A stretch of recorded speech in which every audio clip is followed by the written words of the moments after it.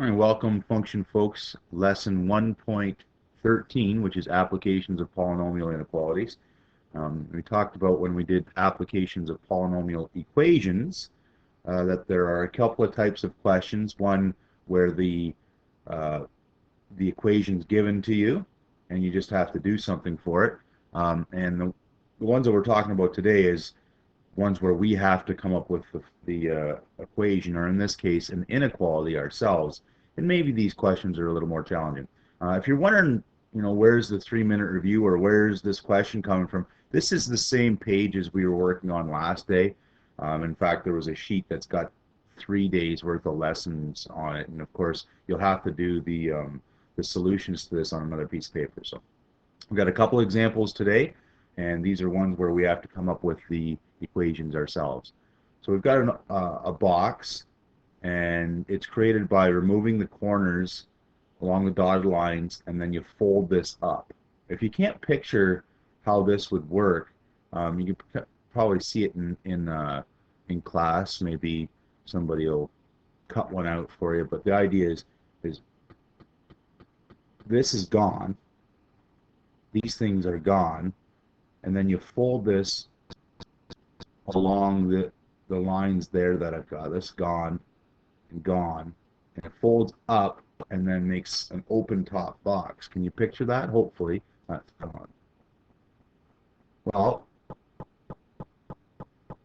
we want to know how big to make this cut so that the volume is more than 1.5 liters. Notice that that's a little tiny problem straight off, is that the measurement of the paper is in centimeters and I want it in liters, but that's no problem, right? Let's get into this. So 1.5 liters is 1,500 milliliters, which is, each milliliter is 1 centimeter cubed. So there's our conversion. That's going to be the volume. And we want the volume, little volume formula, remember, for a box, rectangular base prism, is length times width times height. And we're going to get an expression for this. The length, well, what's the length? It's not 40 centimeters because we've had this little piece cut off on both ends, right? This whole thing's 40. But we don't know how long this is cut off, right? So that's what we're going to let our variable be. We'll call that x, and this is x. So this is the length here, which is what? That's going to be 40 minus 2x. All right, so that's going to be the length, is 40 minus 2x. The width then is, it's going to be this part here, but what's that? This whole thing is 20, but we've cut out squares, so this is x as well. 20 minus 2x. What's the height then? Well, the height of the box is going to be this length that got flipped up. Well, what would the height be? It's going to be x. So there's my expression for the volume, is length times width times height.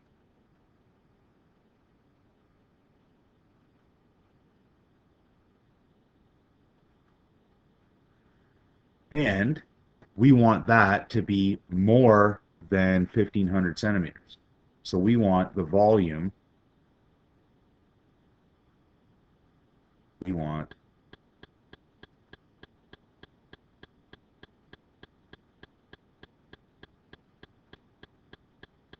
greater than 1,500. Okay, so now how do we proceed with this? Well, we know that whatever technique we're gonna do, we're gonna need this one side equal to 0. So that means we're going to need to expand all of this and move it over, move the 1,500 over, right? So let's start doing that. This is multiplying this out gives us 800 minus 40, and minus 80 is minus 120x plus 4x squared, and then still have to multiply by an x. And I'm going to actually do a couple of things at once here. I'm going to solve the related equation. Solve the related equation. It's equal to 1500. And then multiply through by the x. And I see I get a cubic. I'm going to, that's still equal to 1500. Now I'm going to shuffle these into orders, the right order, so I can see what's going on.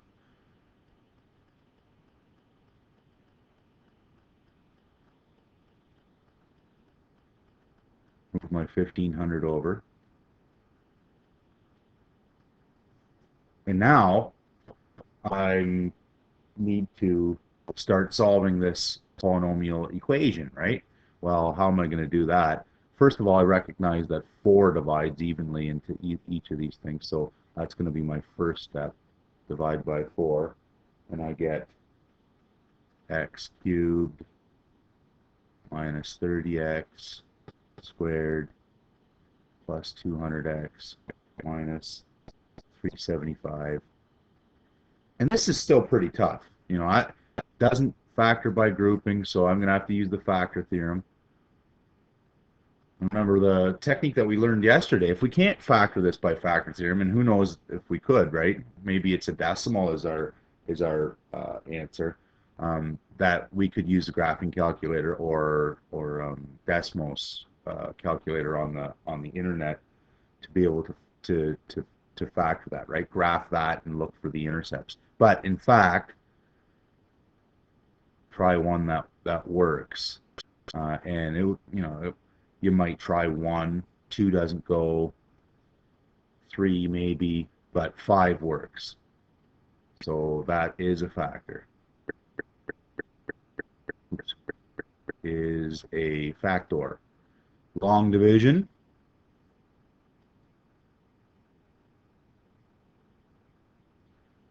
And I have x cubed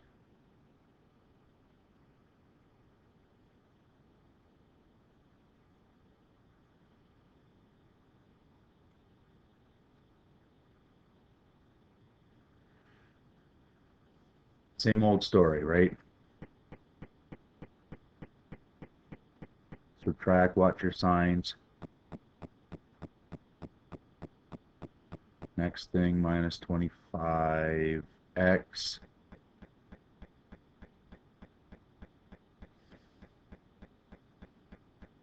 Subtract. And hopefully this works out. And yes, it does. Dandy. So then I would say the equation star becomes x minus 5 times x squared minus 25x plus 75 is equal to 0. And so I see my one solution there. This part doesn't factor any further. So there's my one solution from there, right? This doesn't factor, so I'm going to use the quad formula on that. With A equals 1, B equals minus 25, and C equals 75. And then the quad formula, I get x equals 25 plus or minus the square root of negative 25 squared minus 4 times 1 times 75 all over 2a. And then I get two answers. Jam away at the calculator a little bit there, and you get x is about 21.5 and x is about 3.5. Okay, Andy, so where do we go from here? Well, remember, these solutions represent something in the with respect to the application, but we still got to remember how to do this solution, right? And the solution here is once I got the solution to the related equation, I put them on a number line, right? So number line 3.5 and 5 and 21.5, and then I get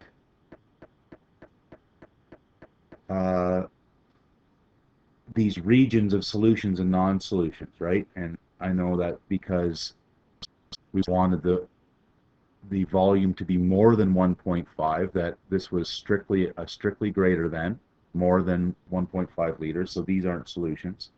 Put a hole there. And then I've got these regions that I would test, right? So in here I'd test point x equals 2, x equals 4 would be a test point in there, x equals 10, x equals 22 would be a test point over there. But also, since this one's not so bad, and I'm thinking about this equation, I could think about the cubic, this cubic, right, which starts low and ends high, and I could think of the test points being there. And we want to have the solutions where f at x is greater than 0, right? Greater than, we didn't divide by a negative, so there's no sign messed up here. We're interested in f at x being greater than 0, and that's these ones, so that's these values. So the solution to the inequality, and we have to have a think here after this, by the way, the solution set to the inequality is 3.5-ish, right, is less than x is less than 5, also x is greater than 21.5. So notice that certainly these make sense, where I could make a cut of 3.5 centimeters and up to 5 centimeters out of this. Notice, does it make sense that I could make a cut of more than 21 centimeters? Well, if I cut off 21 centimeters here, that's going to slice off this entire side, right? And in fact, when we set this up, there were some restrictions that were implied. Restrictions on x. And what were the restrictions? Well, one would be for sure that we can't make a negative cut, so x is going to be greater than or equal to 0. But also, what's the biggest cut we could make?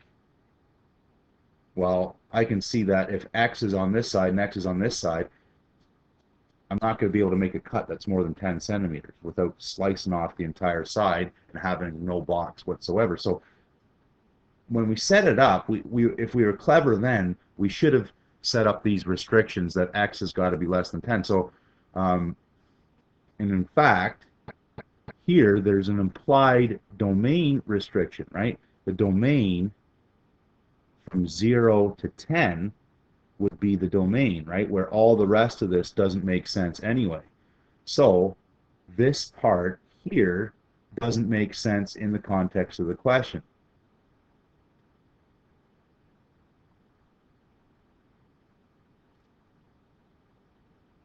And again, if you're not following that logic, make sure you ask about it in class, either your classmates or me, right? So the solution set overall in the context of the question has to be, the cut has to be between 3.5 centimeters and 5 centimeters. And I'm going to answer that with a closing sentence. Therefore, the cut should be between 3.5 centimeters and 5 centimeters. Okay, you get that? Now we have a part 2. The part 2 was that are there any solutions to the question that have a waist less than 100 centimeters squared? I'm going to grab this and go to a new piece of paper.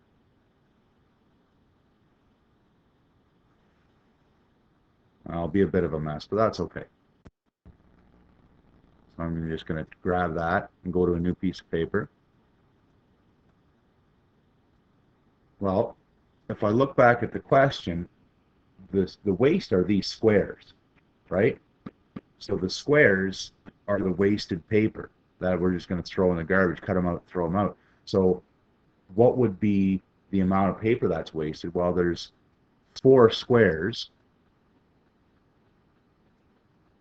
each x by x, right? The waste is 4x squared. And we want to know, are there any waste that's less than 100 centimeters?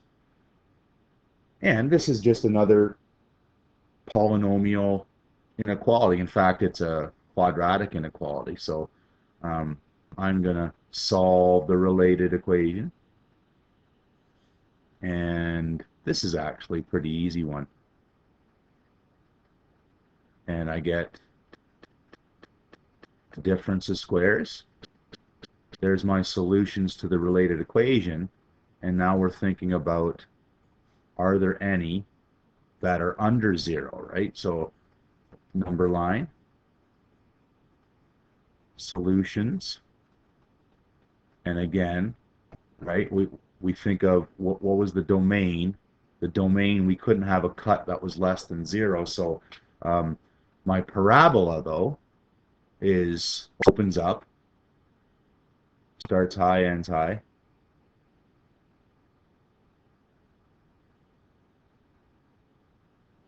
Are there any solutions that have a waste less than, here's the waste down here, right?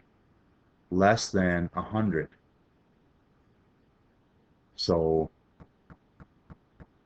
anything in here. So here the solution set is anything between 0 and 5, right?